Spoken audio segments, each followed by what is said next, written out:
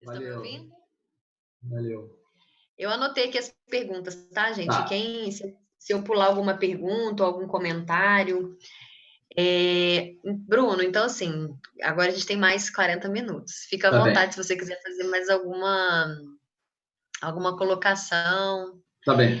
Primeiro que muito obrigada, porque realmente, né, tudo que você comentou ilustra perfeitamente o que na teoria que a gente fica discutindo em sala de aula parece muito surreal, parece algo que é inviável, né? Como assim nós nutricionistas trabalhamos com o alimento e a gente vê um alimento muito recortado, né? É o que você comentou, é a ponta do iceberg, é o que o nutricionista trabalha. E essa disciplina desconstruiu um pouco isso, desde a semente, que a gente falou de semente crioula, de como que funciona banco de sementes, que parece que é algo muito surreal. Então você foi lá, comprou num banco de sementes, então parece que não existe mais. Que bom, o Bruno está aqui para dizer que existe. E tudo, a relação de trabalho, enquanto nutricionista, a gente entende um pouco o seu dilema lá no mercado, no mercado convencional, né? Porque a gente lê aquele rótulo e fala, meu Deus, o que é isso? E a gente trabalha até com uma regra de ouro, né? Que consumir alimentos que tenham no máximo 5 ingredientes. Quase que não existe isso no mercado. E você explicou muito bem, o iogurte, que, né, teoricamente, né, algo tão simples, não teria nem 2, 3 ingredientes, mas a questão da sustentabilidade fica muito curta quando a gente pensa só nesse critério, né? E aí tem o plástico, a relação de trabalho, o ambiente, a questão ética com o animal, e aí a gente vira algo muito maior. E outro ponto que a gente entende muito bem, o nutricionista, ele trabalha na alimentação escolar, de alimentação da prefeitura, né, das crianças. E 30% deve vir, é obrigado que o nutricionista compre de produtores locais. E a gente não consegue comprar. A gente não consegue comprar. E você falou uma questão muito real aqui no Rio de Janeiro, que é essa distância do produtor, a Uhum. dificuldade de ter variedade, porque é, tem uma questão cultural também, né? Não é valorizado, é, as distâncias acabam que parece que é uma distância absurda. Comentamos recente, né, com essa questão da pandemia, aproximou um pouco. Evitar as distâncias entre o consumidor e o produtor foi algo que a pandemia permitiu. Então, quebrou um pouco essa lógica. Então, muito obrigada. Eu ficava aqui, Obrigado, obrigado a né, você o tempo pelo todo convite. balançando a cabecinha, porque assim, foi tudo que a gente discutiu durante toda a nossa disciplina num único exemplo, Que né? bom, que bom. E deixa eu ver mais o que que eu pontuei aqui. A questão da proximidade. Então, eu vou para as perguntas. Tá, tá bem. A Débora comentou o seguinte: se essa sua ideia, assim como a do yoga, você pretende franquear também ou não? É uma outra proposta. Boa pergunta. Não pretendo. Hoje em dia eu penso muito diferente, porque na franquia, a franquia é um sistema que você usa para crescer muito rápido.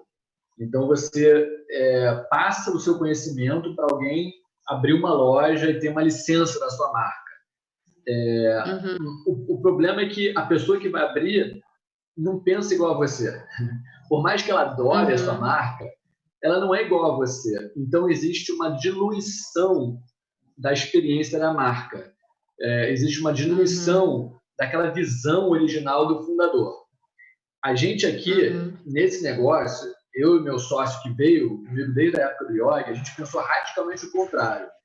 A gente começou assim, e se a gente criasse um negócio que os donos atendem todos os clientes? E, assim, estamos falando isso em plena era de digitalização, de remover os funcionários de contato, de self-checkout, automatizar tudo. A gente foi na contramão. A gente pode estar muito errado, é verdade. Mas a gente tenta fazer isso, atender todos os clientes ali no salão do mercado. E o que isso mostrou para a gente? Dá muito trabalho, e aí eu fico sugado ali, por um lado, eu não consigo sair de lá. Mas, por outro, a gente cria uma coisa que são laços, que são vínculos.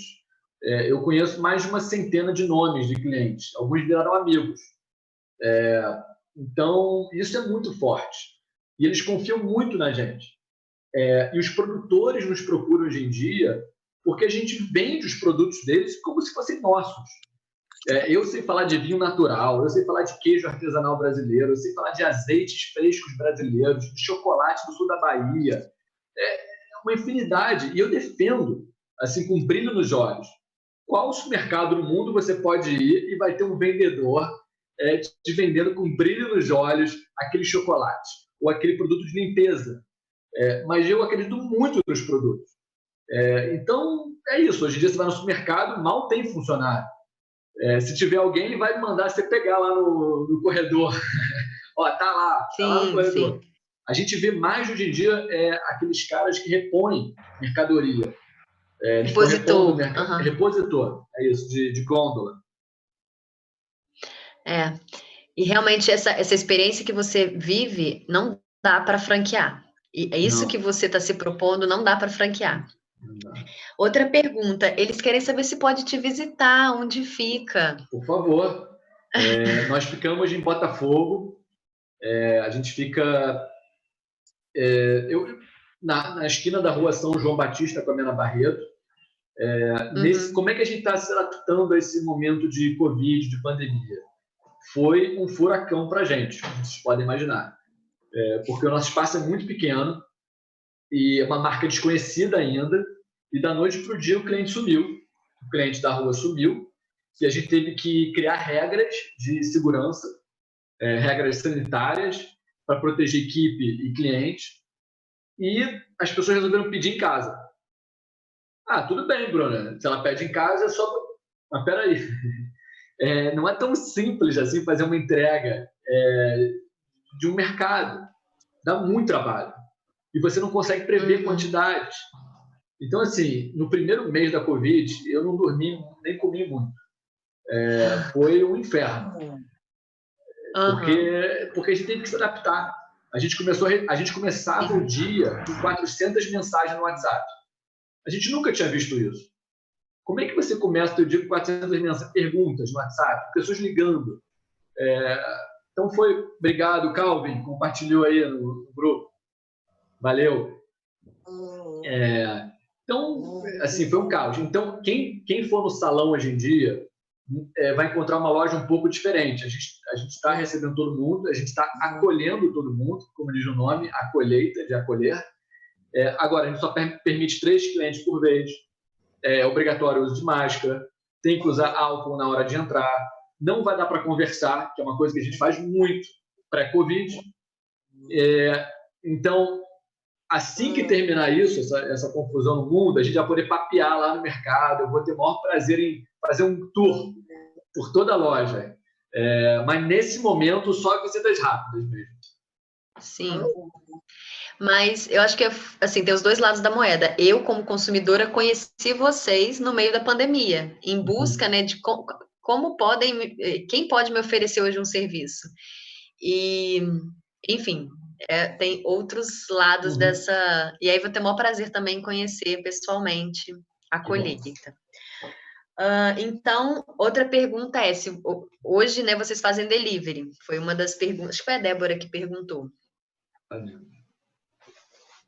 E o que eu adorei é que a caixa, né, que você recebe os alimentos, é uma caixa que foi, né, utilizada em outro momento, bem aquela proposta da sacola, né? A sacola de roupa que hoje vai ser utilizada. É a tal da economia circular. A gente tem uma luta lá diária, enorme, de mudar hábitos. Porque o consumidor está tão viciado no saquinho plástico no supermercado, cada banana vai num saquinho plástico, cada maçã, e não precisa. Você pode botar tudo na sua ecobag, pesar e devolver. Mas as pessoas não se tocam nisso. Então, a gente tem uns saquinhos de papel... Não mistura, né? Exatamente. A gente tem uns saquinhos de papel reciclado, que é para botar coisas muito delicadas. Coisas que não tem opção, você tem que botar. O cliente sai pegando. Ele quer botar tudo dentro. Um monte. A gente vai e conversa. Porque aquele saquinho de papel, você não consegue reaproveitar depois. No caixa, a gente tem que conversar com o cliente. Qual supermercado vai parar para conversar com o cliente? porque a gente fala que não tem sacola. Aí ele toma um susto. Pô, mas eu tenho uma compra aqui e eu não trouxe sacola, eu não sabia de nada. A gente fala, não tem problema, tem uma caixa comunitária, outros clientes já deixaram para você. Então, o cliente, quando volta, deixa uma sacola exatamente para o próximo, é a sacola do próximo. Então, são soluções. Olha, nós somos pequenininhos, a gente consegue economizar milhares de sacolas. Imagina um Zona Sul fazendo isso. Um Pão de Açúcar. E assim, por que eles não fazem? O impacto. Porque a gente continua indo lá. Então, enquanto não houver um choque, eles vão continuar fazendo isso. Mas a gente provou que é possível ser um mercado sem sacola. Olha, tem a pergunta aqui da Débora, não, da JSA, no chat. Quem é? A Josi? Deixa eu ver. Ah, tá. A questão se os clientes ficaram receosos, indecisos. Acho que é a Josi. Josi, assim, começar um negócio novo é muito difícil. Ainda mais um conceito novo. Então, a gente depende muito de boca a boca. Muito. É a ferramenta de propaganda mais poderosa do mundo. É o poder da indicação. Então é isso. A gente abriu as grades e aí fica rezando para o cliente entrar. E a gente não está numa rua de muito fluxo. Apesar de a gente estar em Botafogo, a gente está numa esquina que não passa muita gente, passa muito carro, mas não passa muito pedestre. Era vizinho a gente uma padaria que se tornou conhecida no Rio, chamada Slow Bakery. Foi a primeira padaria de fermentação natural no Rio. Nós nos tornamos muito amigos porque são os mesmos valores. Eles se mudaram, eles foram para uma padaria maior, mas hoje a gente vende os pães deles. Então, todo dia eles deixam um pãozinho de fermentação natural para a gente. A Débora já conhece a gente. A Débora já comprou 1 quilo de tomate a R$1. É o canto da fruta do legume imperfeito. E eu chamo de perfeito, porque ele não está nos nossos padrões estéticos. Então, por exemplo, você tem uma manga, e essa manga tem um machucadinho. Ninguém vai comprar essa manga. Ninguém vai. As pessoas vão ficar mexendo e ninguém vai comprar. Agora, é um absurdo a gente jogar lá fora. A gente sabe que 1/3 de toda a cadeia de alimentos é desperdiçado. Do momento que é colhido até o nosso prato, é 1/3. Então, o problema da fome não é um problema de falta de alimento, é um problema de desperdício. Então, esse canto da xepa, a gente vende a R$1 o quilo com R$1 a unidade. Assim, é de graça. E é legal que a gente tem cliente para isso. Não é todo mundo que já está elevado, assim, que não tem preconceitos que nem a Débora.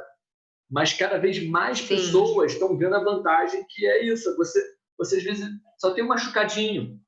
Ou, por exemplo, tomate maduro, que é ótimo para fazer molho. E que no mercado ninguém vai levar. Jamais vai levar. Não vai. A Elizabeth fez uma pergunta com relação à questão da entrega dos produtos e essa relação aí com os produtores.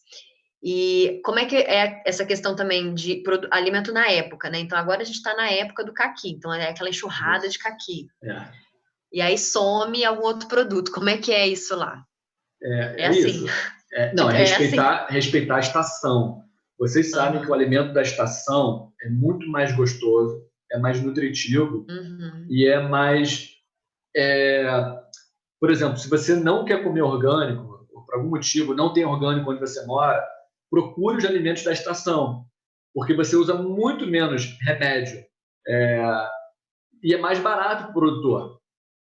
Agora, o brasileiro quer comer morango o ano inteiro, uva o ano inteiro, maçã o ano inteiro. Então, a indústria tem que botar muito remédio e trazer de muito longe os alimentos. Então, a gente respeita a estação. A Glaucia falou, agora é a época do caqui, dos cítricos.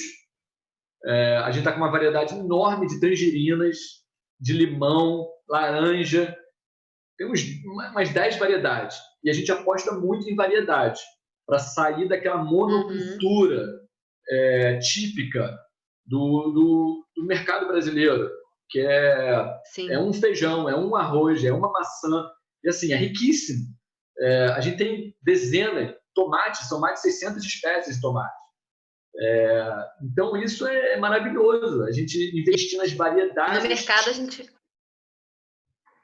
Não, e no mercado a gente fica com 3 ou 4 opções de tomate. Isso foi uma questão que a gente discutiu também em sala de aula. Como que a gente perde as variedades e que daqui a pouco a gente não vai ter nem mais contato, né? Sim. E é interessante a proposta da colheita incentivar, né? Colocar para vender. Existe diversas frutas, frutas locais que às vezes a gente desconhece. É tudo isso. Então, a gente recebe diariamente. Tá? As pessoas, vocês são uma entrega de sexta? A gente não é um serviço de sexta, porque a gente recebe todo dia. A gente é abastecido todo dia. É um momento muito bonito. Acontece às 7 da manhã, quando para o caminhão, e é o próprio produtor, é o filho dele, é o cunhado, é o primo lá da família que traz aquelas caixas e abastece. Gente, é tão lindo. As hortaliças de manhã, o cheiro, a cor, o frescor, o trabalho dessas pessoas. E o consumidor médio não conhece o trabalho que é. As pessoas não têm noção da mão de obra, do esforço que é, e são pessoas que trabalham todos os dias do ano com um risco imenso de perder. Tem pouco tempo, a gente fez no Instagram um post que era um produtor que perdeu uma colheita inteira. Em função climática, aqui na Serra, me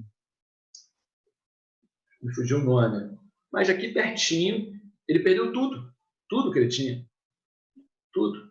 E a gente não fica sabendo disso, Não, né? Agora, saber não. isso valoriza o produto, a gente dá valor, quando a gente conhece a história. Sim, A Simone dá adora valor ao padaria. trabalho. E é legal assim, a gente, enquanto nutricionista, a gente não tem ideia de toda essa cadeia, de toda uma cadeia de produção, é o que você falou, né? Desde o produtor, a escolha do que produzir, como transportar, que a gente estudou muito sobre isso, nessa questão do impacto do transporte. Então, Sim, às vezes, o alimento ele tem que sair ainda verde para ser consumido, verde lá sim, de São Paulo para ser consumido aqui no Rio, sim, né? sim. E como que isso a gente perde, né? Perde alimento, perde nutriente, gasta combustível.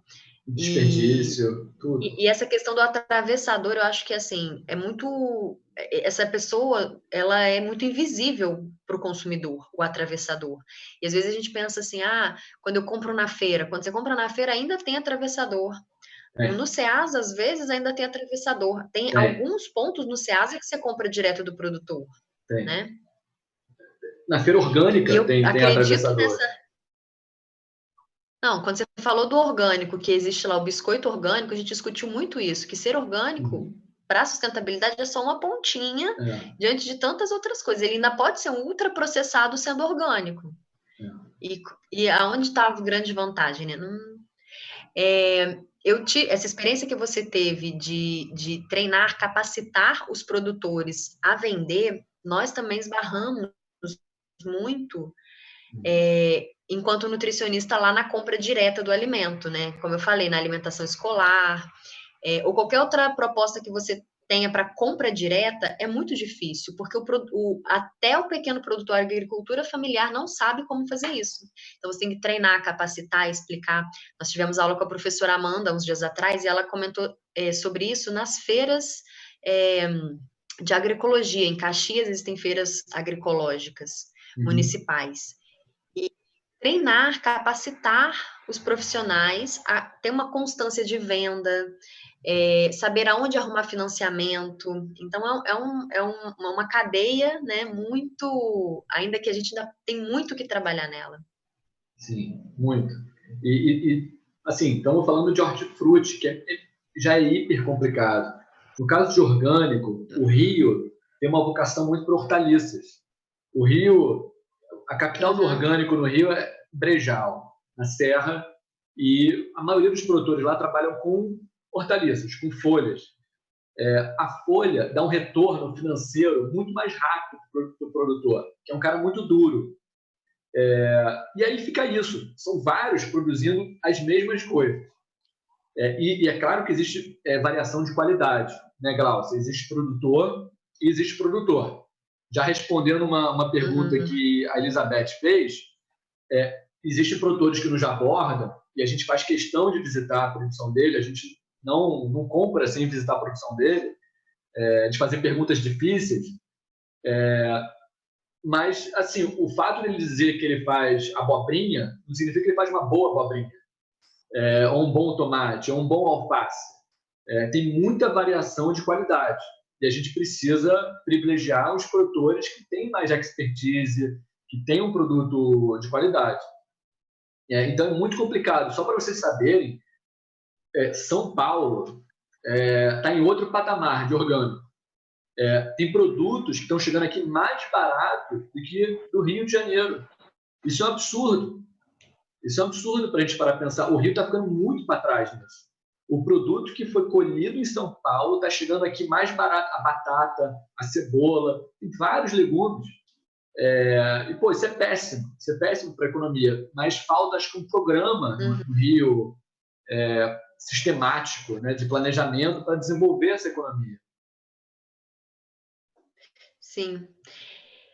E isso é real, assim. Aí esbarra a tua dificuldade em comprar num raio de 100 quilômetros, 200 quilômetros, 400 quilômetros. Uma pergunta interessante aqui é da Débora sobre a questão da certificação. Como é que vocês só aceitam produtores certificados ou tem essa questão da visita? Vocês conhecem o produtor? Como é que é? Boa pergunta.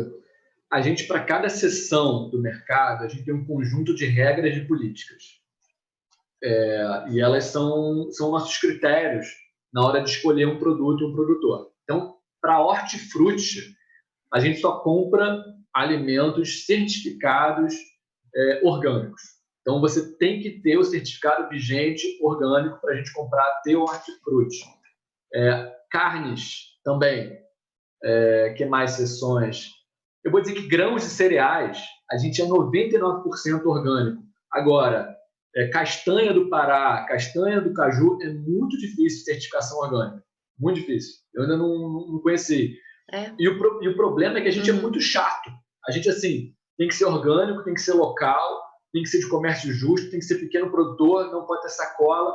Então, sobra poucos produtores para a gente, porque às vezes o cara é orgânico, mas só pode vender em saco plástico. E a gente fala, não, a gente só compra granel.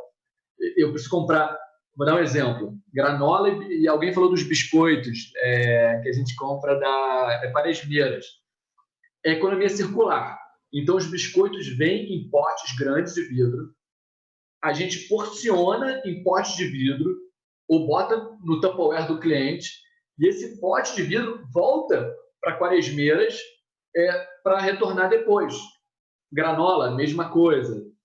Café, mesma coisa. Então, tem várias seções. Olha como a gente é chato pra caramba. Então, não sobra muito produtor quando a gente cria tanta regra.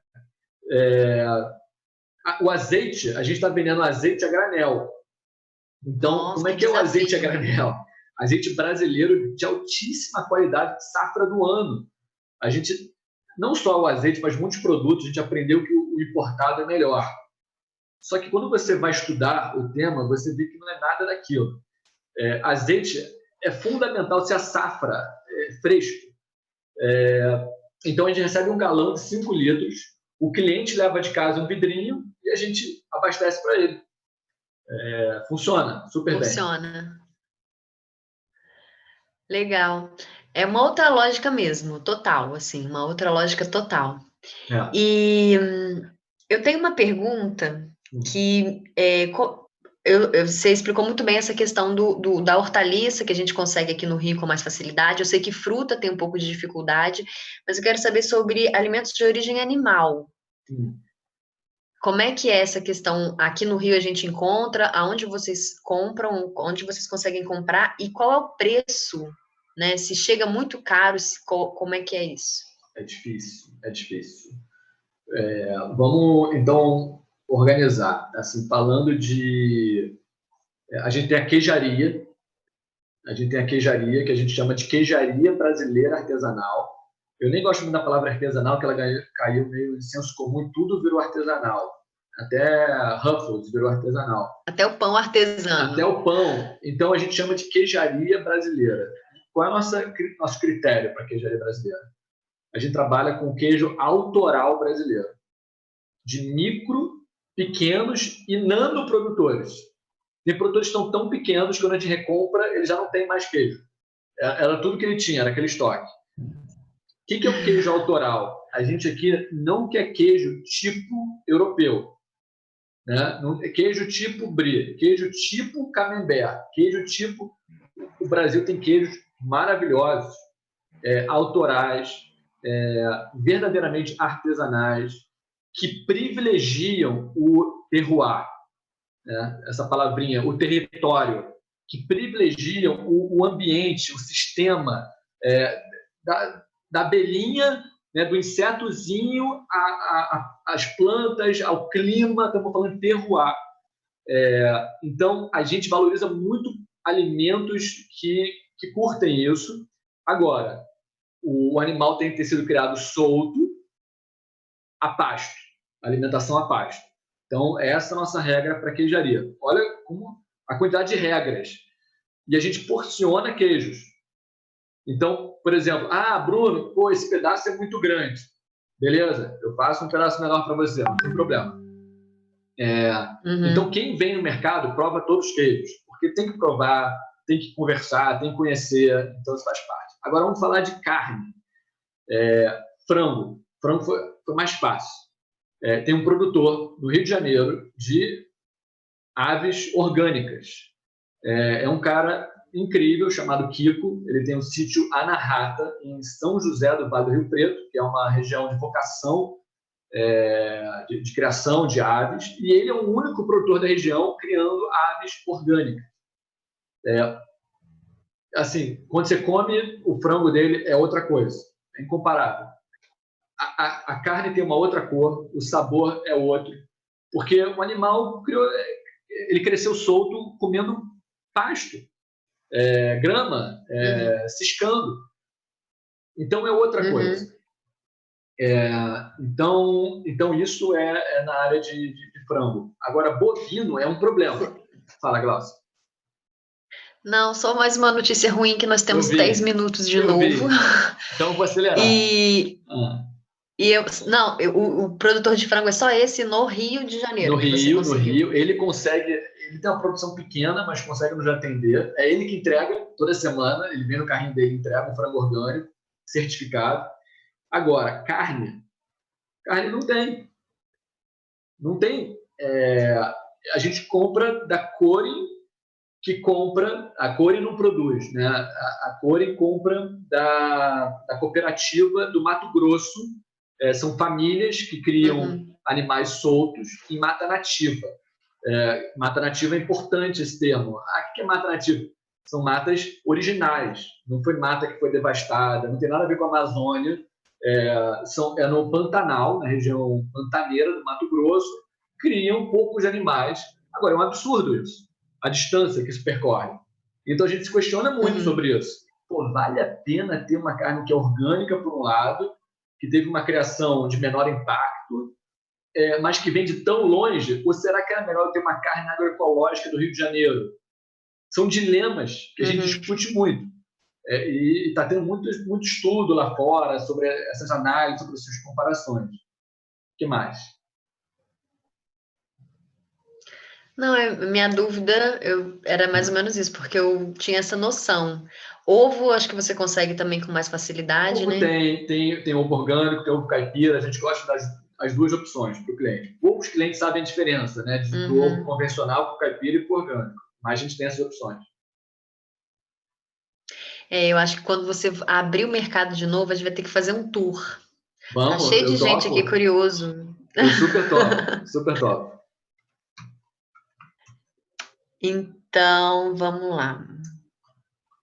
Estão pedindo para abrir outra, mas calma, gente. Então, na pandemia, eles estão abertos, mas fazendo delivery. Isso. A colheita. A colheita. Isso. Demais. Então, assim, infelizmente, acabando os nossos 40 minutos de novo, mas, assim, assim, não tem nem como te agradecer o quanto que a sua experiência colabora para a nossa formação, né? Então, eu acredito que formar nutricionistas com esse olhar é muito diferenciado, entender um pouco essa cadeia e saber que existem pessoas, existem iniciativas que já estão fazendo o que, quando a gente estuda, né, parece que é muito teórico, muito imaginário, e está aqui na nossa cidade, desafiando esse sistema que parece que assim, a gente não tem Uhum. como ir contra ele. Sim. Então, Bruno, assim, eu não tenho nem palavras para agradecer toda essa experiência. E pode ter certeza que não vai ser o primeiro convite, não vai ficar só nesse primeiro convite. A sua Conte, experiência eu Glaucia, quero conte levar para comigo. outros Eu lugares. que te agradeço essa chance de conversar com vocês. Eu acho que nós temos uma responsabilidade muito grande de lutar por um sistema alimentar mais justo, mais equilibrado, mais saudável, saudável em todos os aspectos. Essa palavra Uhum. que se perdeu hoje em dia, o que é saudável, então a gente precisa conseguir refletir sobre isso e disseminar essa conscientização. Agradeço a todos aí. Gente, eu estou à disposição no Mercadinho, no Instagram. Sou eu que checo as mensagens, então fiquem à vontade de mandar mensagem. Eu queria deixar uma bibliografia que me inspirou muito, talvez alguns já conheçam. Um autor que me influenciou muito foi o Michael Pollan. Então, vou botar aqui, se me permitir, Fica à vontade. o Michael Pollan. Então, ele tem um livro sobre os onívoros, ele tem um livro em defesa da comida. Então, esse livro foi fundamental para a gente. Ele escreve muito sobre o sistema alimentar atual. Agora, na Covid, ele está falando muito sobre isso. A relação entre a pandemia mundial e a nossa forma de comer e se alimentar. Só ele também tem Instagram, então se alguém quiser seguir, tá bem ativo nesse momento aí. E tem documentários maravilhosos. Tem um documentário um pouco antigo, acho que já tem uns 10 anos, saiu do Netflix, que é o Food Inc. Tem no YouTube, com legenda. Uhum. Então também recomendo. E a série dele no Netflix, que é a... Como é que é o nome, gente, da série dele, que tem 4 episódios? Cooked. Cooked. Isso.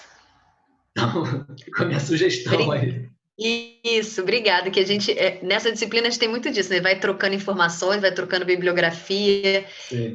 alguns documentários, né, que a gente, com relação principalmente a essa questão da carne, da indústria, né?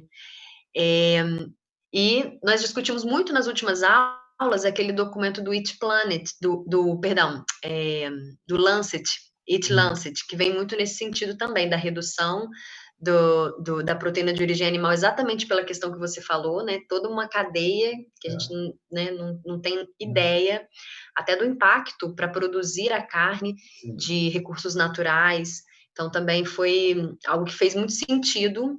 Sim. Na sua fala, na sua experiência, esse documento. E é isso. Tá É bom. isso. Valeu. Muito Obrigado a obrigada. todo mundo. Gente, quem quiser abrir a câmera aí para dar um tchauzinho, é só ajeitar o cabelo. Eu brinco com eles que essa hora tá todo mundo de pijama, mas só para dar um tchauzinho. E é isso. Eu vou voltar com a turma lá Tá para a bem. nossa sala de aula Tá bem. virtual para Tá a gente bem. fazer o encerramento. Mas, Bruno, muito obrigada Tá mais bom. uma vez. Valeu. Com Obrigado a certeza, numa vocês. próxima. Ai, que bom que a Heloísa tá aí! Olá. A Heloísa é da turma da manhã também, então tem uma outra turma. Mariana, Débora. A gente vai se ver, então, na vida real, lá na colheita. Tá bom. Valeu, gente. Novinha, a Obrigado. gente vê a Obrigado a todo mundo produtividade. aí. Olha o Estou à disposição. Quem Calvin. quiser depois me procurar, conversar, estou à disposição. Vou deixar meu e-mail aqui, tá? Obrigada, Bruno. Então tem até um pessoal da turma da manhã aí, que bom, hein? Aproveitando. Então tá bom, Bruno, eu vou encerrar, Valeu, mas mais uma gente. vez, muito obrigada, viu? Tchau, tchau. Boa noite a todos. Boa noite.